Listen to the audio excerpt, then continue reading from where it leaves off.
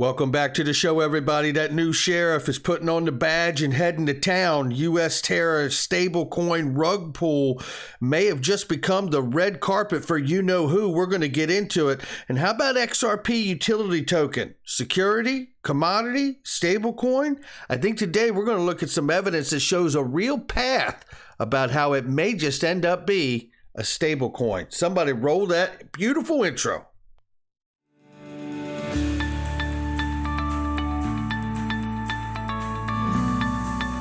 Digital Perspectives with Brad Kimes. Come on in.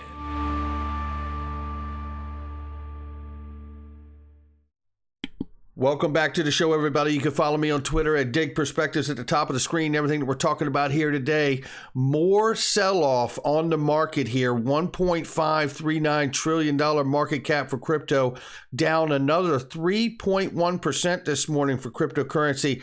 Bitcoin 31,600 plus right now. 17.8% off on the 17.8% off on the 7-day. Ethereum $2,400, 16% off on the 7-day. Number 6 spot is XRP, back at 52 cents, dropped as low as 48. We are 14.2% off on the 7-day. Look at the range of price right here. 48 cents on the low side, 55 on the top. We're at 53 cents this morning. Good morning, everybody. Let's take a look at this. This is Stuart Young putting out another kind of request right here for SEC FOIA, which is the Freedom of Information Act department here. He's contacted Jason from Empower Oversight, it looks like here, about the Hinman public diaries, he says, but really we're talking about Hinman's calendar. He says, "Hi, Jason, can you advise on the timeline for the anticipated conclusion to the SEC consultation for Mr. Hinman's public calendar?" So this is through Empower Oversight. He says, "We are consulting with other SEC staff on item 1 of your request regarding Mr. Hinman's calendar. As soon as we complete our consultation, we will notify you of our findings." So that's something we want to keep track of as it progresses. And thank you to Jason from Empower Oversight and Stuart Young, who had recently got the email letters, which have been completely redacted, but shown us the email list of everyone in the chain. That was an important moment nonetheless. Now, let's take a look at this really quickly.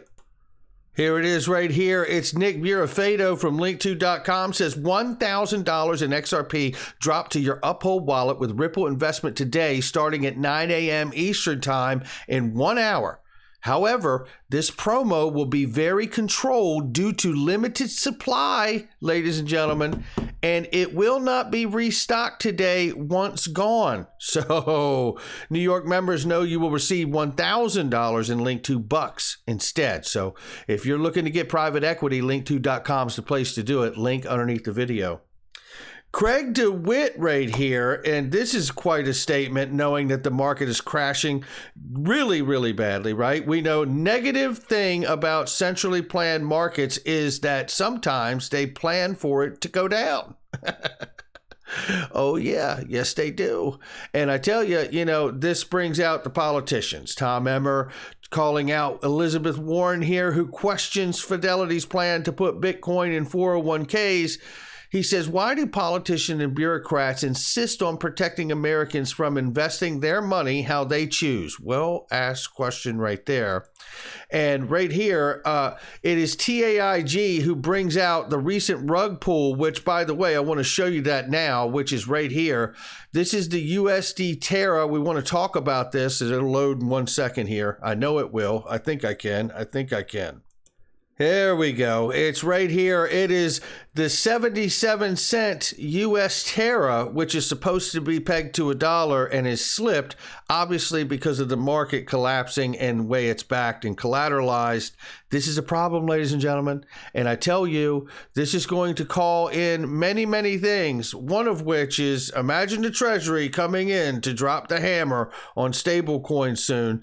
Their quote will be, "They're doing it to protect us. It's for our our own good, remember, it's a matter of national security with the crypto executive order, and stablecoins is absolutely a part of it. So, when it comes to this, coming back to the politicians, we know that Elizabeth Warren has been pounding the ground for the Treasury and the Undersecretary for the Treasury to act with FSOC to deem stablecoins systemically important before the nightmare happens, which seems to be unfolding now. So, we will see, but I firmly believe this is not over. But going back to US Tether real quick, this is TAIG here. I love the Colombo profile pic right there.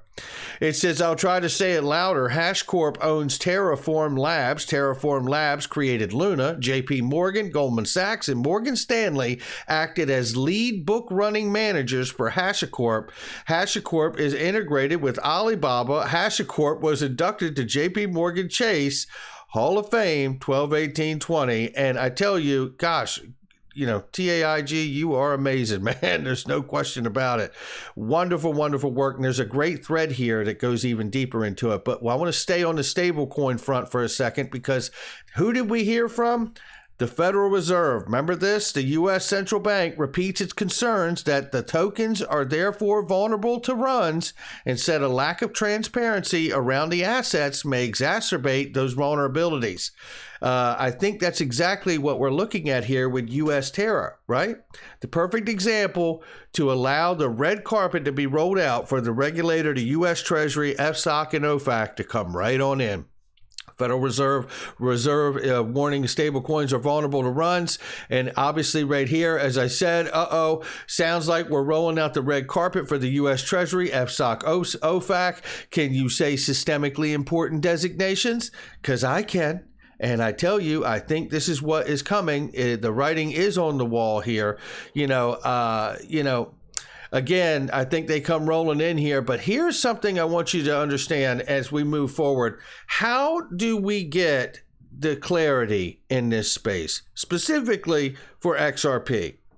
We may have something to entertain today. And I say don't sleep on FSOC, and you guys know how I feel about that, with the threat in our economy, protecting Americans from Wall Street gamblers. That cost people their jobs, college funds, retirement savings. After the last administration tried their best to weaken FSOC, they're now back on the job, says the Senate Banking Housing Democrats. And here she is, the new sheriff in town for stablecoins, and maybe even some cryptos that are utility tokens. And maybe those become stable coins too, in a respect. I want you to take a listen to this. Now, I played this yesterday, but I have some more information for you to look at today, because there are quite a few references inside this little short clip that I want you to hear that I believe may start to give us a path of how exactly we get out of this SEC case and XRP gets to go forward with the clarity it needs, by the way. So take a listen very quickly here. What about utility tokens? There's some promise there, but even still, it seems to be there's an issue with mass adoption. But SEC Chair Clayton, he has expressed interest in finding a path forward for utility tokens. Well, so I've been involved with the Chamber of Digital Commerce and what we call the Token Alliance. I'm the co-chairman of that with Jim Newsom. And by the way, the Token Alliance also has Ripple on that list of many hundreds, 350 people in that Token Alliance. Ripple is one of those. So a couple of years ago, we came out with a white paper talking about utility tokens, that there is a legitimate space for something that's not a security and not a commodity. And so I'm happy that the SEC recognized that with Turnkey Jet. And it's okay. So there's a couple things here. There is a place for utility tokens to come out where they're not a security, not a commodity. And then he references the case with the SEC with Turnkey Jet. Okay, so there's a few things here. Let's start right here. So this is the Token Alliance paper report on understanding digital tokens. Very quickly here, when digital tokens are neither securities nor commodities. So let's understand this, right? Because Ripple's being sued over XRP. So let's try to figure out where we're going here. As suggested earlier, it is possible and perhaps appropriate for some digital tokens to be viewed as neither a security nor a commodity by regulators. In these instances, digital tokens can bear a closer resemblance to participatory participatory rights in channels of communication, collaboration, and commerce rather than as an intangible commodity or security that is bought and sold. For example, airline miles. How many times have we heard Chris Larson and Brad Garlinghouse, and even at times I believe we've even heard Greg Kidd, formerly of Ripple, former Federal Reserve employee there, talk about the relationship between XRP and is like airline miles or frequent flyer miles. So, for example, airline miles and other loyalty reward points programs constitute neither securities nor commodities. Yet points in many such programs can oftentimes be purchased for fiat currency and even transferred for cash.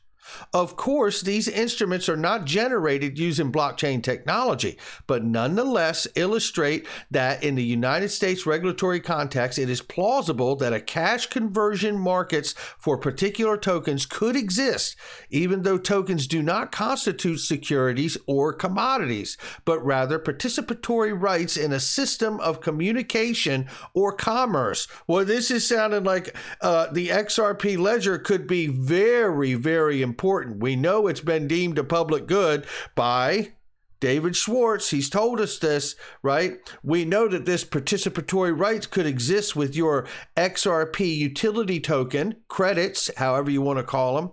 Federal state consumer protection laws and escheat laws apply to gift cards, gift certificates, and similar kinds of property, and presumably would apply to tokens that are neither securities nor commodities. Indeed, the broader regulatory considerations set forth below apply not just to tokens that are neither securities nor commodities, but also to all other digital tokens broadly defined. So now let's continue to move to this. Then he referenced Turnkey Jet. Well, Turnkey Jet got a no action letter from the SEC.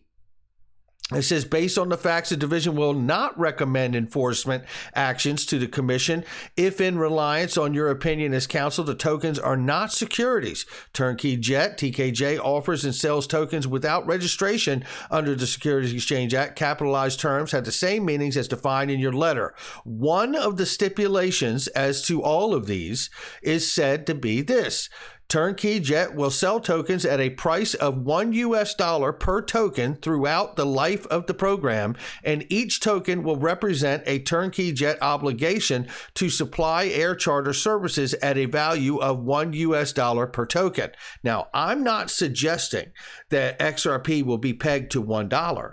I'm suggesting that XRP could be pegged to a $20 bill, a $100 bill, a $1,000 bill, a $5,000 bill, because that could be a stable coin too. And I'm also suggesting that obviously because of the recent rug pull of the U.S. Terra collapse, that we could see the U.S. Treasury come in with FSOC and OFAC to bring regulatory oversight with a heightened supervision, as it should, to these assets. And it could be such that we see this XRP token fall into this kind of a category, potentially because of the things that we're talking about here.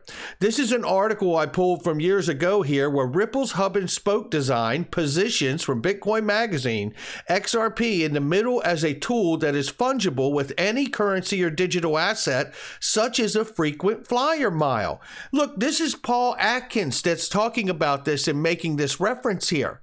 Okay, a former SEC commissioner talking about utility tokens are not securities nor commodities. And then in the turnkey judgment from the SEC is a no action letter, is because they are actually going to be a stable coin, really is the way they're really defining it here. And then we know that the comparison is the frequent flyer mile comparison, right, or flight miles. And then we get to this, which is the World Bank. Remember this? Just back in November at the end of 2021, where they apparently stepped out on a limb and said stable coins refer to a digital currencies that are relatively stable in terms of their price. Stable coins offer instantaneous processing and security of payments, as many cryptocurrencies do, as they offer stability with respect to their parity against fiat currencies. Two digital currencies that fall into this category are RippleNet's native digital currency, XRP, and Stellar Networks' native cryptocurrency, XLM. That's the World Bank. And I just showed you yesterday that Mojo Loop's tied to the World Bank, and it's all tied to Visa, Swift, MasterCard, Ripple, and Stellar, and even CeeLo. So when I see this, I start to see a path that maybe we don't understand every nook and cranny of what it has to take place and which department's going to call it or deem it and bless it. But I tell you what, I think we are starting to see some variables rise to the surface, because this guy right here is not just, he's not just anybody. This guy's not a YouTuber, a podcaster. He's not a maxi token maxi or anything like that. This is a former SEC commissioner talking about a designation for utility tokens that are neither securities nor commodities. But maybe, just maybe, it'll turn out like the World Bank and be a stable coin that's highly, highly supervised and controlled. And if it is, wouldn't that make the most sense for the banks to really want to use it then? Because why wouldn't the banks use just what is out here and available for cross-border payments today? Everything today fluctuates in price. So why not just use whatever that is? Unless you're going to guarantee me, Bank A, Bank B, Bank C, D, and E, that you can use this new asset because it is the most reliable and stable asset on the planet. That's going to do it for me. Make sure you hit the like and subscribe, leave a comment below, share with somebody you know. It takes a village, ladies and gentlemen. I can't wait to see your input on this. Something is different about XRP and XLM. That much I'm sure of. Not financial advice. I'll catch all of you on the next one.